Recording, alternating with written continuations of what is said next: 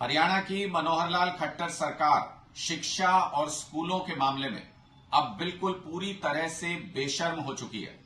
सरकार को अपनी नाकामी को कोर्ट के अंदर कबूल करने में भी अब शर्म नहीं आती। सरकार ने हाई कोर्ट में हलफनामा दायर किया है और इस हलफनामे के मुताबिक ही सरकार खुद बता रही है कि हरियाणा के सरकारी स्कूलों में 8240 कमरों की कमी है, जिसमें से 10 साल सरकार में रहने के बावजूद दिसंबर 2024 तक वो सिर्फ 1000 कमरों का ही निर्माण कर पाएंगे। ऐसा सरकारी हलफनामा है, ये हम नहीं कह रहे हैं। सरकार ने अपने हलफनामे में माना है कि हरियाणा के स्कूलों के अंदर टीजीटी और पीजीटी के 28,000 टीचर्स की कमी है। ऐसा हरियाणा सरकार खुद को बोल रही है, ये हम नहीं कह रहे हैं। सरकार ने इस हलफनामे में खुद माना है कि केंद्र सरकार की योजनाओं के और हरियाणा सरकार के बजट के अलग अलग योजनाओं के 10,000 करोड़ रुपए जो हरियाणा की शिक्षा पर लगने थे, जो हरियाणा के स्कूलों पर लगने थे, वो सरकार ने वापस सरेंडर कर दिए, इस्तेमाल ही नहीं किए। इससे ज्यादा शर्मनाक क्या हो सकता है मनोहर लाल खट्टर जी?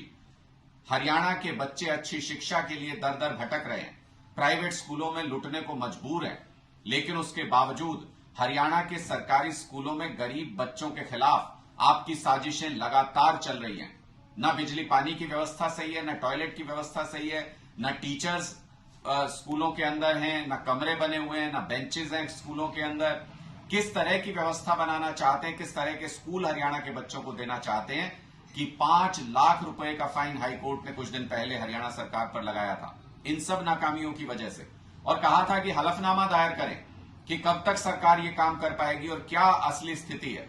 आज उस हलफनामे में सरकार ने बेशर्मी की सारी हदें पार कर दी और खुद कागज पर लिखकर यह कबूला कि 8,000 से ज्यादा कमरे हरियाणा के स्कूलों में कम हैं, उनमें से सिर्फ 1,000 कमरे ही अपनी सरकार का 10 साल का कार्यकाल पूरा होने तक खट्टर साहब बना पाएंगे।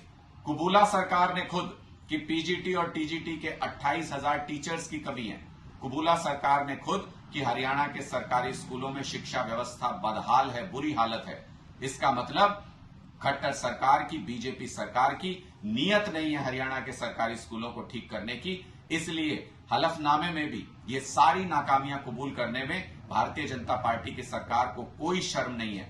अब इस बात में कोई संदेह नहीं रह गया कि हरियाणा की बीजेपी सरकार पूरी तरह से गरीबों के बच्चों के खिलाफ है, गरीबों के बच्चों को अनपढ़ रखना चाहती है, सरकारी स्कूलों को बर्बाद करके बंद करना चाहती है और हरियाणा की शिक्षा व्यवस्था के खिलाफ एक सुनियोजित साजिश भारतीय जनता पार्टी ने पिछले अपने 10 साल के कार्यकाल में की है।